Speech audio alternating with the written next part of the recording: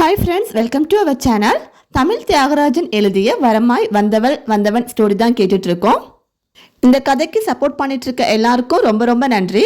நீங்கள் இப்போ தான் நம்ம சேனல் ஃபர்ஸ்ட் டைம் பார்க்குறீங்கன்னா மறக்காம சேனலை சப்ஸ்கிரைப் பண்ணிக்கோங்க. வாங்க கதைக்குள்ளே போகலாம். அத்தியாயம் 13. நவீனிடம் பரபரப்பு ஒட்டி கொண்டது. எங்க அண்ணா அங்க வேலை செய்யல, அது அவரோட ஹாஸ்பிட்டல் என்றாள் நர்மதா.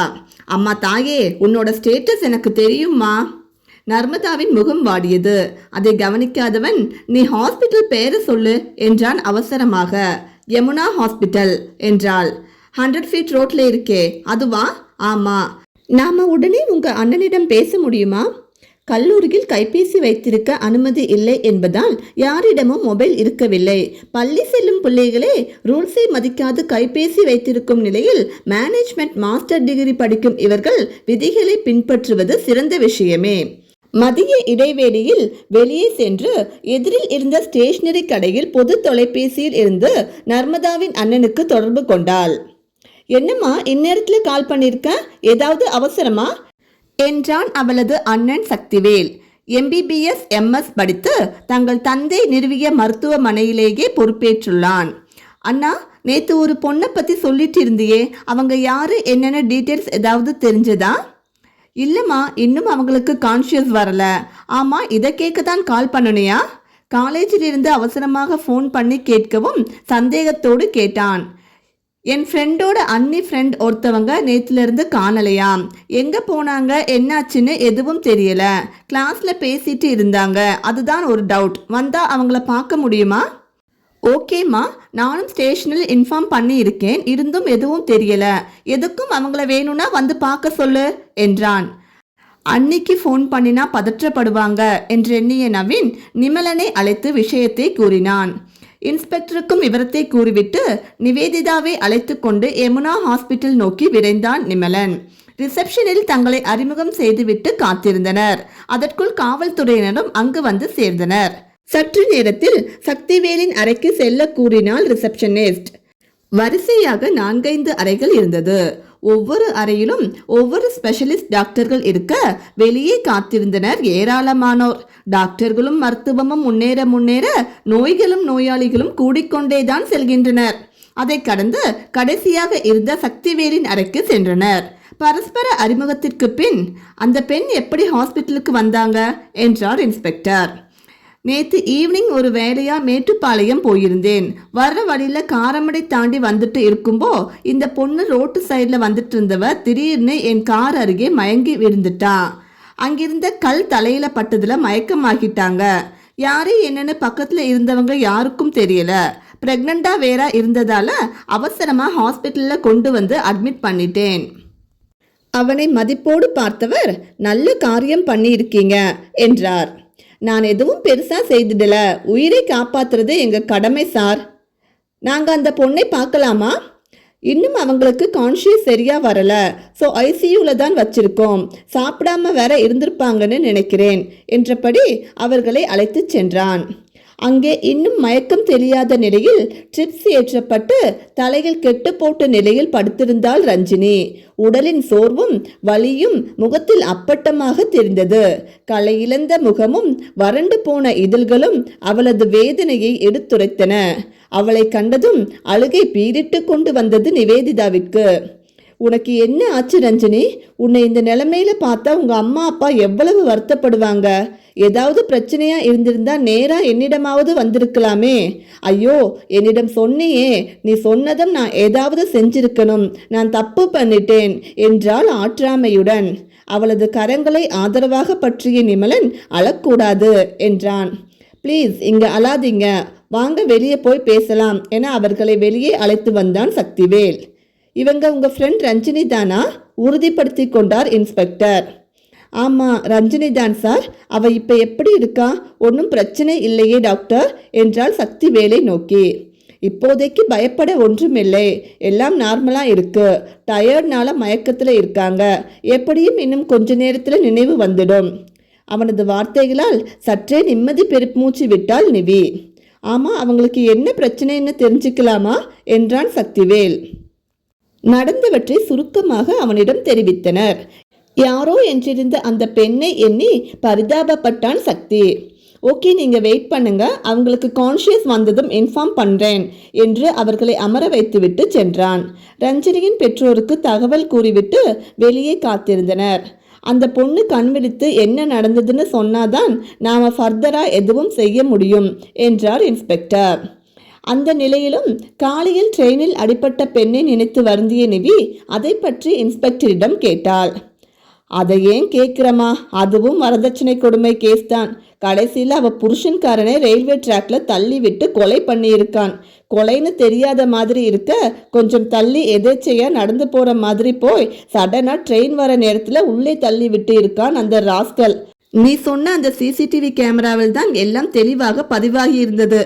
அவனையும் அவன் அம்மாவையும் பிடிச்சி வசமாக கவனிச்சதுல உண்மையெல்லாம் வெளியே வந்துடுச்சு. பாவம், அந்த பொண்ணோட குடும்பம் ரொம்பவே கஷ்டப்பட்ட குடும்பம் போல.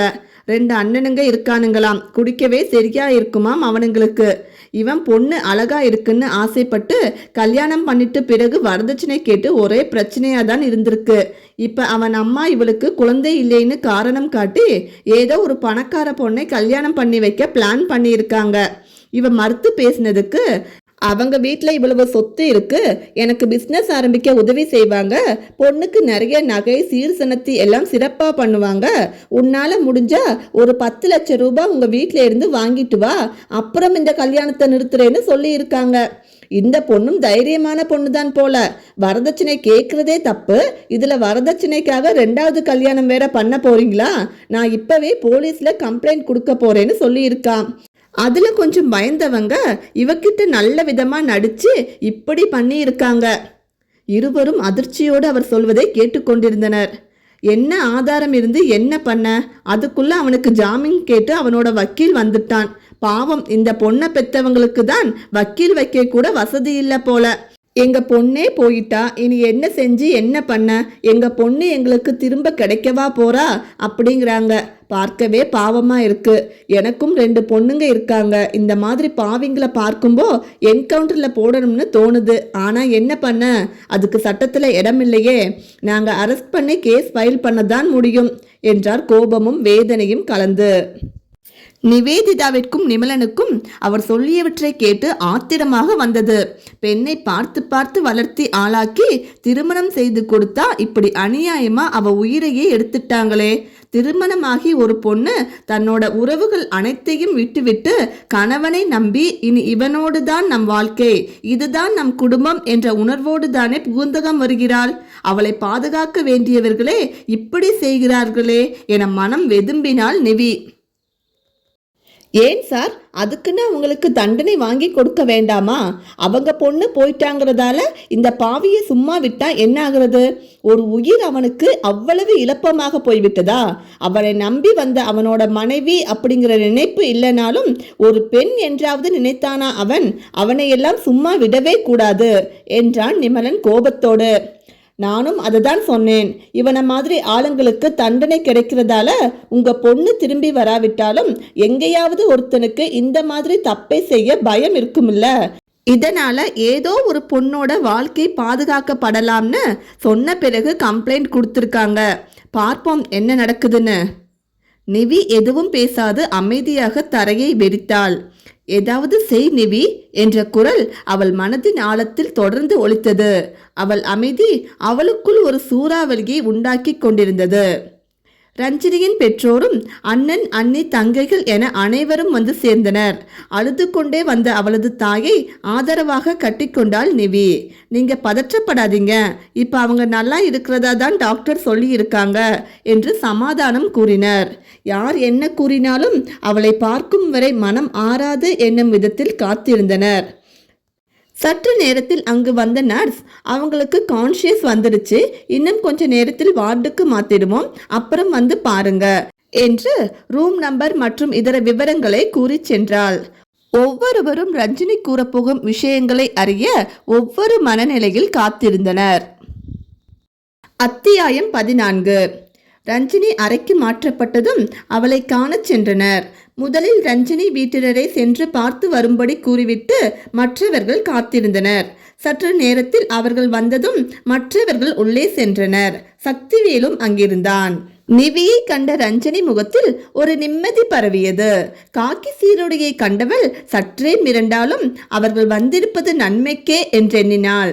ரஞ்சனி என்று அவள் கரம் பற்றி அருகில் அமர்ந்தாள் நிவி. நிவி என்றவள் கண்களின் ஓரம் நீர்த்துளி கசிந்தது. என்னை ஏன் காப்பாத்துனீங்க? நான் கல்யாணமே பண்ணி இருக்க கூடாது நிவி, அப்படியே நிம்மதியா இருந்திருப்பேன் என்றாள். நீ இப்போ இமோஷனல் ஆகக்கூடாது, இப்போ உடம்பு பரவாயில்லையா என்றால் ஆதரவாக. டாக்டர், இவங்களிடம் என்ன நடந்ததுன்னு டீட்டெயில்ஸ் கேட்கலாமா? அப்போதான் ஃபர்தராக மூவ் பண்ண முடியும் என்றார் இன்ஸ்பெக்டர் குருமூர்த்தி. தாராளமாக சார் என்றவன் ரஞ்சனியிடம் சார் கேட்கறதுக்கு இமோஷனல் ஆகாமல் பதில் சொல்லுங்க என்றான். பயப்படாம என்ன நடந்ததுன்னு சொல்லுங்கம்மா என்றவர் கான்ஸ்டபிளிடம் கூறுபவற்றை குறித்து கொள்ளும்படி கூறினார். அன்றைய தினம் ரஞ்சினி மனதில் நிழலாட நடந்தவற்றை கூற துவங்கினாள். அன்று மாலை வழக்கம் போல இரவு உணவிற்கான பணிகளை கவனித்துக் கொண்டிருந்தாள். அலுவலகத்திலிருந்து வந்து சேர்ந்த ரகுவிற்கு ஸ்ட்ராங்காக காஃபி போட்டு எடுத்து வந்தாள். அவன் தாயும் ஹாலில் தொலைக்காட்சி பார்த்த வண்ணம் அமர்ந்திருந்தார். உன் பொண்டாட்டி கிட்ட வளகாப்புக்கு என்னென்ன செய்யணும்னு அவங்க வீட்டில் சொல்லி ஒரு வாரத்துக்கு மேலாகுது. அவங்க என்ன சொன்னாங்க என்னன்னு எதுவுமே சொல்ல மாட்டேங்குறா. இவ சொன்னாலா சொல்லலையானே தெரியல. என்ன கேட்டாலும் மலுப்பலாவே பதில் சொல்லுறா. வர்ற சொந்தக்காரங்க முன்னாடி நாம அசிங்கப்பட முடியாது. அடுத்த மாசம் வளைகாப்பு வைக்கணும். இப்பவே புக் பண்ணினாதான் மண்டபம் கிடைக்கும். பெரிய மண்டபத்துல பண்ணினாதான் நமக்கு பெருமையா இருக்கும். ஏதோ ரொம்ப அக்கறையில் சொல்லுவது போன்றதோட தோற்றத்தில் கூறினார். ஏண்டி, அம்மா தான் கேட்குறாங்க இல்ல, வாயை திறந்து பதில் சொல்லு. பாறாங்கல்ல முழுங்கின விளாட்டம் பார்த்துட்டு இருக்க. இது மட்டும் மக்கனையா சொல்லுவான் என மனதிற்குள் குமுறியவள், இல்லைங்க, அத்தை சொல்ற அளவுக்கெல்லாம் எங்க வீட்டில் பண்ண முடியாது. ஏற்கனவே கல்யாணத்திற்கே நிறைய செலவு செஞ்சிட்டாங்க என்றாள். ஆமா, ஊர்ல இல்லாத பெரிய செலவு செஞ்சிட்டாங்க. எல்லாமே குறைச்சல் தான். இதுல அத பெருசா சொல்ல வந்துட்டா. ஒன்னுக்கும் வக்கில்லாத குடும்பத்திலிருந்து பெண் எடுத்த என்ன சொல்லணும் என தலையில் அடித்து கொண்டார். ஓ, அப்படின்னா அப்புறம் ஏன் என்ன கல்யாணம் பண்ணுனீங்க என்றால் கணவனை நோக்கி. அதையும் நானே சொல்றேன். ஏதோ எங்களுக்கு அடங்கி நடப்ப, சொல்றத கேட்டுட்டு வீட்டு வேலைகளை ஒழுங்கா பாப்பன்னு நினைச்சுதான் உன்னை என் மகனுக்கு கல்யாணம் பண்ணி வச்சேன். எதுவும் இல்ல. இப்ப எதிர்த்து பேசுற அளவுக்கு கொழுப்பு தான் ஏறி இருக்கு. அவர் பேச்சில் எகத்தாளமும் ஆணவமும் நிறைந்திருந்தது. இத்தனைக்கும் அவர்கள் ஒன்றும் பெரிய வசதி இல்லை. தந்தை பணியில் இருக்கும் போதே இந்த இடத்தை வாங்கி வீட்டை கட்டிவிட்டார். அவர் மனைவி மற்றும் மகனின் குணம் பிடிக்காது கிராமத்தில் உள்ள சிறிய நிலத்தை கவனித்துக் கொண்டு அங்கேயே தங்கிவிட்டார். தற்போது இவன் ஒருவன் சம்பாத்தியம்தான். பெரிய சம்பளமெல்லாம் இல்லை. பிரைவேட் வேலையில்தான் உள்ளான். அதற்கே இந்த சீனா என மனதிற்குள் மருகினாள். என்னடி யோசனை? செஞ்சுதான் ஆகணும். மரியாதையா நீ உன் வீட்டில் சொல்றியா இல்ல நான் பேசட்டா? எனக்கு இருக்கிறது ஒரே மகன். சொந்தங்க முன்னாடி உன் குடும்பத்தால நான் அவமானப்பட முடியாது. நீங்க எதுவும் பேச வேண்டாம் அத்தை. எனக்கு வளைகாப்பே செய்ய வேண்டாம், போதுமா என்றாள். என்னடி வாய் ஓவரா பேசுற? அந்த அளவுக்கு ஆயிடுச்சா? அதெல்லாம் உன் இஷ்டத்திற்கு விட முடியாது. நான் சொல்றது தான் நீ கேட்கணும், புரிஞ்சுதா? குரலில் அதிகாரம் தூள் பறந்தது. வளைகாப்பு எனக்குத்தானே, அதை தான் நான் வேண்டாம்னு சொல்லுறேன். அவ்வளோ அவசியமா நடத்தணும்னா நீங்களே நடத்திக்குங்க என்றாள் கோபத்தோடு. என்னடி, எங்க அம்மாவையே எதிர்த்து பேசுற அளவுக்கு உனக்கு திமிராயிடுச்சா என அவள் கன்னத்தில் ஓங்கி அரைத்தான் ரகு. கன்னத்தை கைகளால் தாங்கியவள், நீங்க என்ன அடிச்சு கொன்னாலும் பரவாயில்ல, நீங்க சொல்றதுக்கெல்லாம் தலையாட்டி எங்க அப்பாவை மேலும் கடனாளியாக்க விட மாட்டேன் கண்ணீரோடு கூறினாள். உனக்கு எவ்வளவு திமிருடி என மீண்டும் மீண்டும் அவளை அறைந்தவன் அவளது கூந்தலை பற்றி சுவற்றில் தள்ளிவிட்டான். அந்த நேரத்திலும் தன்னுள் வளரும் உயிருக்கு எதுவும் ஆகிவிடக்கூடாதென வயிற்றை கைகளால் தாங்கியபடி தோள்கள் சுவற்றில் மோத கீழே விழுந்தாள்.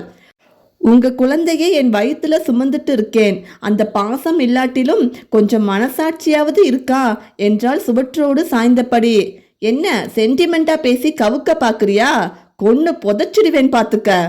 ரஞ்சினிக்கு அழுகை பீறிட்டு கொண்டு வந்தது. என்ன செய்வியோ ஏது செய்வியோ, நாங்க சொல்றபடி நடந்தா இந்த வீட்டுல இருக்கலாம். இல்லாட்டி இப்பவே உன் பெட்டி படுக்கையை எடுத்துட்டு கிளம்பு என்றான்.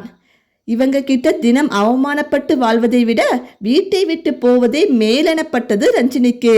அடிவாங்கிய கன்னங்கள் தீயாய் எரிந்தது. தலை சுற்றி கீழே சரிந்தாள்.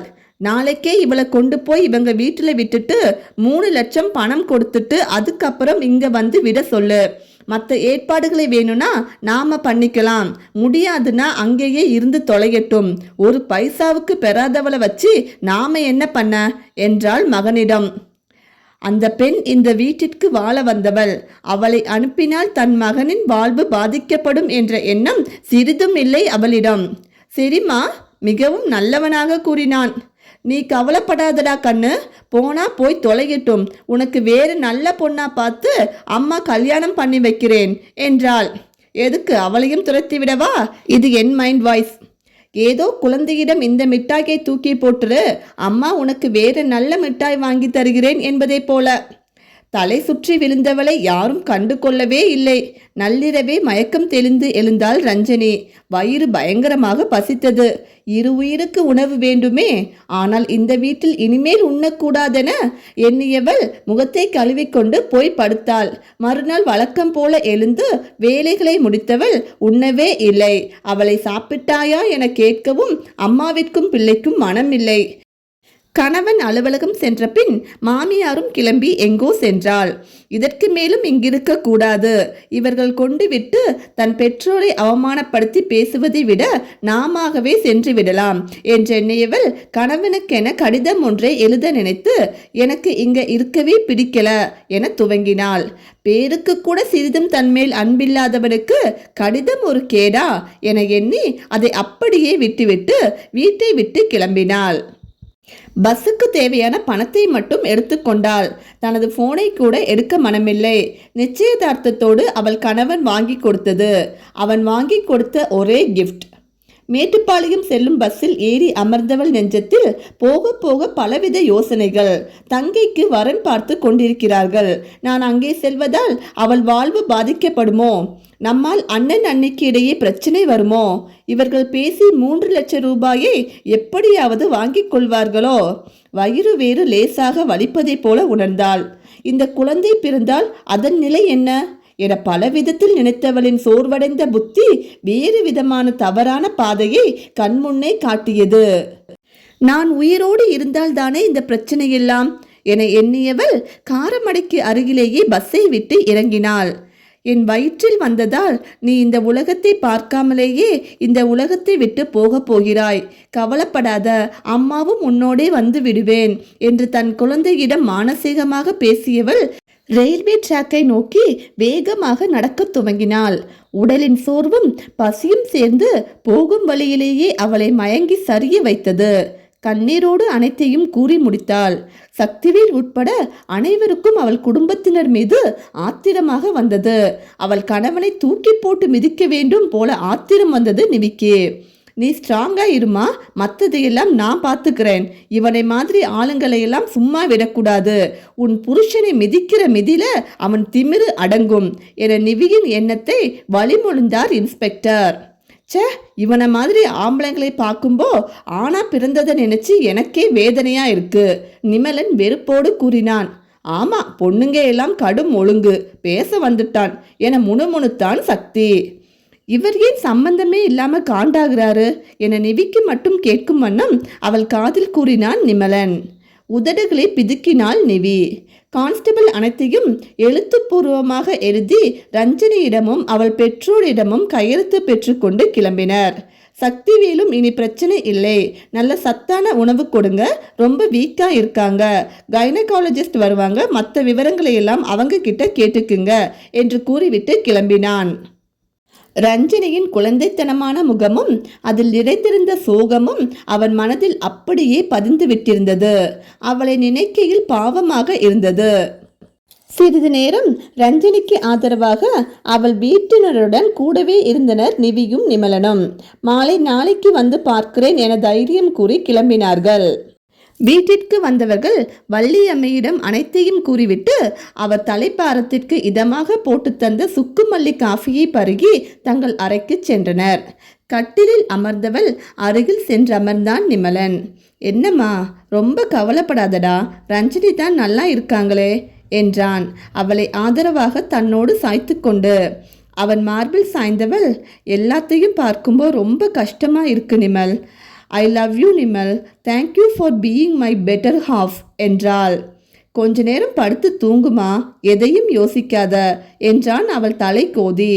முடியலையேங்க, எனக்கு பைத்தியமே பிடிச்சிடும் போல இருக்கு. ரஞ்சினி எப்படியோ கடவுள் புண்ணியத்துல தப்பிச்சிட்டா, ஆனா அவ அனுபவிச்ச கஷ்டம் இல்லைன்னு ஆகிடுமா? காலையில பார்த்த அந்த பொண்ணு அநியாயமா கொன்னு இருக்காங்களே, என்ன தைரியத்துல இப்படியெல்லாம் செய்யறாங்க? அவங்களுக்கு இதுக்கான தண்டனை கிடைக்க வேண்டாமா? இதுக்கெல்லாம் நாம என்ன பண்ண முடியும்? இவங்களையெல்லாம் என்ன செய்வது? ஆற்றாமையோடு ஆரம்பித்தவள் கோபம் அனல் பறக்க முடித்தாள். ஏதோ யோசித்தவன் ஒரு நிமிடம் என்று எழுந்து சென்றான். நாங்க ஒன்றும் பண்ண முடியாது நிவி, ஆனால் உன்னால முடியும் என்றபடியே உள்ளே வந்தான். அவன் கையில் எடுத்ததை கண்டவள், வேண்டாம் வேண்டாம், அதை என்னிடம் கொண்டு வராதீங்க என கத்தியபடி கட்டிலில் மயங்கி சரிந்தாள். அத்தியாயம் 15. நிவேதிதாவின் அலறல் சத்தம் கேட்டு பதறி எடுத்து ஓடி வந்தனர் நவீனும் வள்ளியம்மையும். நிவி மயக்கமிடுவாள் என எதிர்பார்க்காத நிமலன் திடீரென துவண்ட பூமாலையாய் அவள் சரிவதைக் கண்டு அதிர்ந்து நின்றான். அவள் முகத்தில் தண்ணீர் தெளித்து ஆதரவாக தலை கோதினார் வள்ளியம்மை. என்னாச்சு அண்ணா? அண்ணி ஏன் கத்துனாங்க? இதன உன் கையில் வக்கீல் கோட் என்றான் நவீன். இருக்க பிரச்சனையில இதை ஏண்டா தூக்கி வச்சிருக்க? அவங்க அம்மா தான் படிச்சு சொன்னாங்களே. அவங்க அம்மா சொன்னதை விட அதிகமாகவே சந்தீப்பனிடம் சொல்லி இருக்காருமா. அவ இதை எவ்வளவு நேசிச்சான. அவளால பிரச்சனைகளை பார்த்துட்டு அமைதியா இருக்க முடியல. அவ இதுல இருந்து வெளியே வரணும்னா அவ ஏதாவது செய்யணும், இல்லனா அதுவே அவளுக்கு மன அழுத்தத்தை உண்டாக்கிடும். அதுக்காகத்தான் எடுத்துட்டு வந்தேன், ஆனா பார்த்ததுமே மயங்கிட்டா. நிவி நிவி என அவளது கன்னங்களை மென்மையாக தட்டினார் வள்ளியம்மை. மெல்ல இமைகளை அசைத்து எழுந்த நிவி, அத்தை அதை இங்கிருந்து எடுத்துட்டு போக சொல்லுங்க என்றால் பதற்றம் விலகாது. சரிம்மா, நீ பதற்றப்படாத, அவன் கொண்டு போயிடுவான். இப்ப பரவாயில்லையாமா? ஒன்றும் பிரச்சனை இல்லையே.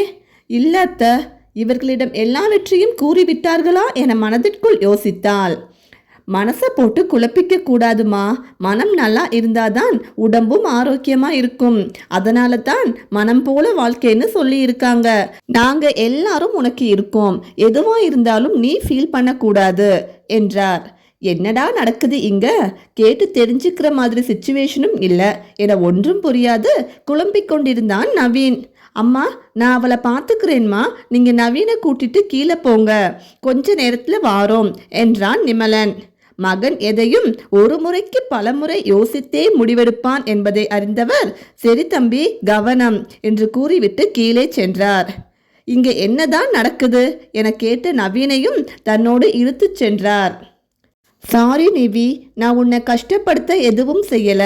நான் என்ன செஞ்சாலும் உன் நல்லதுக்காக தான் செய்வேங்கிற நம்பிக்கை உனக்கு இருக்குதானே? அவளின் பதிலுக்காக அவள் முகம் நோக்கினான். வெறும் எல்லாம் எனக்கு பத்தாது, நிறையாவே நம்பிக்கை இருக்குங்க என்றாள். இன்று நடந்த பிரச்சனையை பார்க்கும்போது நாங்கள் ஐயோ பாவம் அப்படின்னு அவங்களுக்காக பரிதாபப்பட்டு போயிடுறோம். ஆனா உன்னால அப்படி விட முடியாததுக்கு காரணம் உனக்குள்ள இருக்க லாயர். இவங்களுக்கான நியாயம் கிடைக்கணும், தப்பு பண்ணினவங்களுக்கு தண்டனை வாங்கி கொடுக்கணும்னு நீ நினைக்கிற. அதுவும் அந்த பெண்ணோட பெற்றோருக்கு லாயர் வைக்க கூட வசதி இல்லை என்று இன்ஸ்பெக்டர் சொன்னதிலிருந்தே நீ ரொம்ப யோசிக்க ஆரம்பிச்சிட்ட. அவன் அவளை எவ்வளவு தூரம் கவனித்திருக்கிறான் என்பதை அவனது பேச்சு தெள்ளத் தெளிவாக காட்டியது. நீ உன்னோட ஸ்ட்ரெஸ்ஸை மறந்து வெளியே வரணும்னா நீயே மனசு விட்டு எல்லாத்தையும் என்னிடம் ஷேர் பண்ணணும் என்றான். சில வினாடிகள் அமைதியாக இருந்தவள் அவனது கரங்களை எடுத்து தன் கரங்களுக்குள் இறுக்கி பிடித்தபடி கூற துவங்கினாள். பிஎஸ்சி சைக்காலஜி முடித்த நிவேதிதா சட்டப்படிப்பில் சேருவதற்கான நுழைவுத் தேர்வில் வெற்றி பெற்று சேர்வதற்கான அனுமதி கடிதத்தை வீட்டில் காண்பித்தாள். விவரம் தெரிந்த வயதிலிருந்தே வக்கீலாவதுதான் என் லட்சியம் என தெரிந்தவள் சைக்காலஜி படிப்பில் சேர்ந்ததும் சற்று நிம்மதியடைந்திருந்தார் சிவகாமி. இன்று மீண்டும் துவங்க, என்னது வக்கீல் படிப்பா? அதெல்லாம் பொம்பளை பிள்ளைக்கு செட் ஆகாது. நீ வேண்டுமானால் எம்எஸ்சி படி, மேலே படிக்கணும்னா கூட படி. ஆனா இந்த வக்கீல் படிப்பெல்லாம் வேண்டாம். எடுத்த உடனேயே முட்டுக்கட்டை போட்டார். அதென்ன பொம்பளை பிள்ளைக்கு செட் ஆகாது? இன்னைக்கு பெண்கள் இல்லாத ஃபீல்டே இல்ல. ஏன் நம்ம தமிழ்நாட்டை இத்தனை வருஷம் ஆட்சி செய்தது பெண் தானே? எத்தனை பேர் அவர் கண்ணசைவில் அவருக்கு கீழே வேலை பார்த்தாங்க. நீங்க ஏன்மா இப்படி முற்போக்குவாதியா இருக்கீங்க? அப்படி இல்லை நிவிமா, அந்த துறையில் பலரையும் பகிர்ச்சிக்கிற நிலை இருக்கும். ஆபத்து அதிகம். நீதான்மா எங்களுக்கு முக்கியம். அதெல்லாம் எப்படி தங்களோட பாதுகாப்பை உறுதி செய்து கொள்வது என்பது வக்கீல்களுக்கு தெரியும். அதனால யாரும் அவங்க கிட்ட வாலாட்ட மாட்டாங்க. ஸோ நீங்க தேவையில்லாம பயப்படாதீங்க. ஒவ்வொருத்தவங்க இந்த சீட் கிடைக்க எவ்வளோ கஷ்டப்படுறாங்க தெரியுமா? எனக்கு மெரிட்ல கிடைச்சிருக்கு. சந்தோஷப்படாம எதையோ பேசிட்டு இருக்கீங்களே. இது குடும்பத்துக்கு செட் ஆகாது நிவித்தங்கம். அம்மா சொல்றத கேளுமா. அவளிடம் அதட்டி பேசினால் வேலைக்கு ஆகாதென இறங்கி வந்தார். அதெல்லாம் எனக்கு தெரியாது. நான் லாயருக்கு தான் படிப்பேன். அப்பா, என்னை சேர்த்து விடுவீங்களா மாட்டீங்களா என்றால் தந்தையை நோக்கி. சரிம்மா, உன் விருப்பம்தான் அப்பாவுக்கு முக்கியம். என் செல்ல அப்பா என அவரை கெட்டிக்கொண்டாள் நிவி. நான் இவ்வளோ தூரம் சொல்லிட்டு இருக்கேன். அவ தான் சின்ன பொண்ணு, ஏதோ சொல்றான்னா நீங்களும் அவளுக்கு ஒத்து உதுறீங்களே. அம்மா, அவ ஆசைப்பட்டதை படிக்கட்டுமா?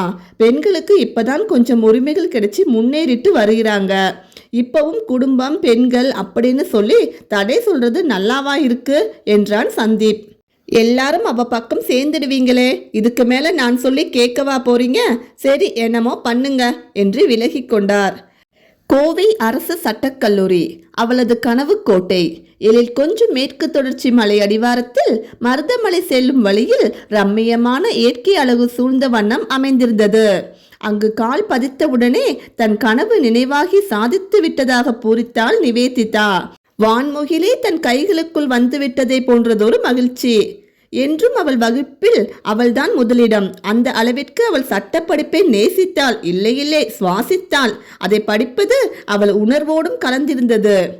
ஏண்டி, புக்கை மிக்சியில போட்டு அடுத்து கரைச்சி எதுவும் குடிச்சிடுவியா? எப்படி இத்தனை செக்ஷனையும் இவ்வளோ தூரம் ஞாபகம் வச்சிருக்க என கலாய்ப்பார்கள் அவளது தோழர்கள். பஞ்ச பாண்டாஸ் என்பதே அவர்கள் நட்பு வட்டத்தின் அடைமொழி. 3 ஆண்கள் 2 பெண்கள் கொண்ட அழகான நட்பு வட்டம் அது. இன்ட்ரெஸ்ட் வேண்டும்பா. நீங்களும் சட்டத்தை விரும்பி படிச்சா எல்லா செக்ஷனும் ஃபிங்கர் டிப்ஸுக்கு வந்துடும். போதுமம்மா தாயே, உன் அளவுக்கு சட்டத்தை நேசிக்க நாங்க தயாரா இல்ல. நேசிக்கணும்னா யாரையாவது நேசிச்சுட்டு போறேன். ஓ, அதுதான் அன்னைக்கு பார்த்தேனே, நீ அந்த ஏண்டி கோத்து விடுற? அம்மா தாயே, உன்கிட்ட சிக்கிற எதிர்கட்சி வக்கீல் செத்தாண்டி. அதுக்கு தானே போராடி இங்க சேர்ந்திருக்கேன். லா எனது அடையாளம், என் லைஃப். நாம வாதாடுற விதத்துல தப்பு செஞ்சவங்க அவங்களாவே தவறை ஒத்துக்கணும். நியாயம் தானா கிடைக்கணும் என்பாள் நிவி. நண்பர்களோடு அரட்டை அருகிலேயே இருந்ததால் நினைத்தால் மருதமலைக்கு செல்வது, விடுமுறை நாட்களில் எங்காவது செல்வது என கல்லூரி வாழ்க்கை மிக அழகாகவும் இனிமையாகவும் சென்றது. சந்தோஷங்களுக்கு பஞ்சமில்லா அழகிய பொற்காலமாக இருந்தது. இறுதியாண்டு படிக்கும் போதே நாம எல்லோரும் சேர்ந்து எளியவர்களும் நம்மளை வந்து ஈஸியா அணுகக்கூடிய வகையில் ஒரு திட்டத்தை தொடங்க வேண்டும். பாதி பேர் வக்கீல் கோர்ட்டுக்கு செல்ல தயங்கியே பல குற்றங்கள் மறைக்கப்படுகிறது. நாம கொஞ்சம் பெரிய வக்கீல் ஆனதும் இதை செயல்படுத்தணும். உங்களுக்கு ஓகேவா என்றால் நிவி தன் நண்பர்களிடம். கண்டிப்பா நிவி, எங்களுக்கு டபுள் ஓகே என்றனர் மற்ற நால்வரும். இது ரொம்ப நல்ல விஷயம், நாம இதை கட்டாயம் செய்யலாம் என முடிவெடுத்தனர் அனைவரும் சேர்ந்து. இறுதி ஆண்டு முடிந்ததும் லா பிராக்டிஸிற்காக மிகவும் பிரபலமான சீனியர் லாயர் சுப்பிரமணியத்திடம் ஜூனியராக சேர்ந்திருந்தாள் நிவேதிதா. அவளின் மதிப்பெண்களும் துல்லிய அறிவும் மறுபேதும் சொல்லாது அவளை தனது ஜூனியராக சேர்க்க வைத்திருந்தது. நுணுக்கமாக தடயங்களை சேகரிக்கும் விதமும் வாதிடும் திறமையும் அவள் மேல் அவருக்கு தனி பிரியத்தையும் மதிப்பையும் உண்டாக்கியிருந்தது. எந்த கேஸை எடுத்தாலும் அதில் வெற்றி பெறுகிற அளவுக்கு திறமை உனக்கு இருக்குமா? எப்பவும் இதை நல்ல விதமாக உபயோகப்படுத்து. உன்னால் 4 பேருக்கு நல்லது நடக்கட்டும். நீயும் எனக்கு மகள் மாதிரிதான் என வாழ்த்துகளையும் அறிவுரைகளையும் வாரி வழங்குபவர். கேஸை எதிர்கொள்ளும் யுக்திகளையும் எதிர்க்கட்சியினரை மடக்கும் விதத்தையும் தான் இத்தனை வருட அனுபவத்தில் கற்றவற்றை அவளுக்கு போதித்திருந்தார். நிவியின் பயிற்சி காலம் முடியவிருந்த சமயத்தில் ஒரு பெண்ணை மானபங்கப்படுத்திய கேஸ் ஒன்று சுப்பிரமணியத்திடம் வந்தது. தவறு செய்தவன் பெரும் பண முதலையின் மகன். பணத்திமிரில் எந்த தப்பு வேண்டுமானாலும் செய்யலாம் என்றென்னும் கேடுகெட்ட ரகம். அந்த இளம்பெண் ரேகா ஒரு ஃபேன்சி கடையில் வேலை பார்த்து கொண்டிருந்தாள். தினமும் மாலை இருள் கவ்வும் நேரத்திலேயே கடையிலிருந்து வீட்டிற்கு திரும்புவது வழக்கம். சில நாட்கள் நேரமாகிவிட்டால் ஆட்டோ பிடித்து செல்லுவாள். ஆனால் பெரும்பாலும் ஆட்டோ செலவை மிச்சப்படுத்த நடந்தே செல்லுவாள். அதே காம்ப்ளெக்ஸில் உள்ள காஃபி டேவிற்கு அடிக்கடி செல்லும் அவனை அவளது அழகான தோற்றம் ஈர்க்கவே பணத்திற்கோ விலை மதிப்பான பரிசு பொருள்களுக்கோ சிக்குவாள் என நூல் விட்டு பார்த்திருக்கிறான். எதற்கும் அசையவில்லை அவள். அன்றும் அதேபோல் தனியே ஆள் நடமாட்டம் அதிகமில்லாத வழியில் சென்று கொண்டிருந்த பெண்ணை மடக்கி காரில் ஏற்றிச் சென்று தனது வெறியை தீர்த்திருந்தான் அவன். கேட்டு நிவிக்கு கோபம் பீரிட்டு கொண்டு வந்தது. மனைவியே ஆனாலும் அவளது விருப்பம் இல்லாமல் நெருங்கக்கூடாது என சட்டம் கூறுகிறது. ஆனால் இந்த தெருநாய் ரோட்ல நடந்து போன பெண்ணை இப்படி பண்ணியிருக்கான், எவ்வளவு திமிரு என பொறிந்து தள்ளினாள். நீ ஏன் இவ்வளோ டென்ஷன் ஆகுற? சார் பார்த்துக்குவாரு என்றான் மற்றொரு ஜூனியர் லாயர். இல்ல, இதை நானே பார்க்க போறேன் என்ற நிவி இந்த கேஸை தன்னிடம் தருமாறு சுப்பிரமணியத்திடம் கேட்டாள். நீ ரொம்ப சின்ன பொண்ணுமா, இது கொஞ்சம் சென்சிட்டிவான கேஸ். நீ வேணும்னா வேற ஒரு கேஸை எடுத்து நடத்து என்றார். ஏன் சார், என் மேல் நம்பிக்கை இல்லையா? என்ன கேள்வி இது? உன் திறமை மேல் எனக்கு 1000% நம்பிக்கை இருக்கு. அப்புறம் ஏன் வேண்டாம்னு சொல்றீங்க? நீங்க என்னிடம் கொடுங்க, நான் ஜெயிச்சு காட்டுறேன். அதெல்லாம் சரிம்மா, ஆனால் முதல் கேஸே பெரிய இடத்தோட மோதனுமானு தான் யோசிச்சேன். அதுவும் இல்லாமல் இது ரொம்ப சென்சிட்டிவான விஷயம் வேற. என்னோட ஈடுபாடும் உங்கள் கைடன்ஸும் நிச்சயமாக என்னை சிறப்பாக செயல்பட வைக்கும். ப்ளீஸ் சார் என கெஞ்சி கூத்தாடி வேலையில் போன ஓனானை தூக்கி மடியில் போட்டுக்கொண்டாள் நிவி. நீ இவ்வளோ தூரம் சொல்லுறதால அலோவ் பண்ணுறேன், மிகவும் கவனமாக இருக்கணும் என பல்வேறு அறிவுரைகளை வாரி வழங்கிய பின்னரே அவளை வாதிட அனுமதித்தார்.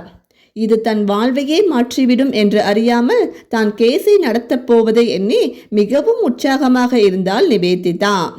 மீண்டும் அடுத்த அத்தியாயத்தில் சந்திக்கலாம். ஃப்ரெண்ட்ஸ், இந்த பார்ட் பிடிச்சிருந்தா மறக்காமல் லைக் பண்ணுங்க, கமெண்ட் பண்ணுங்க.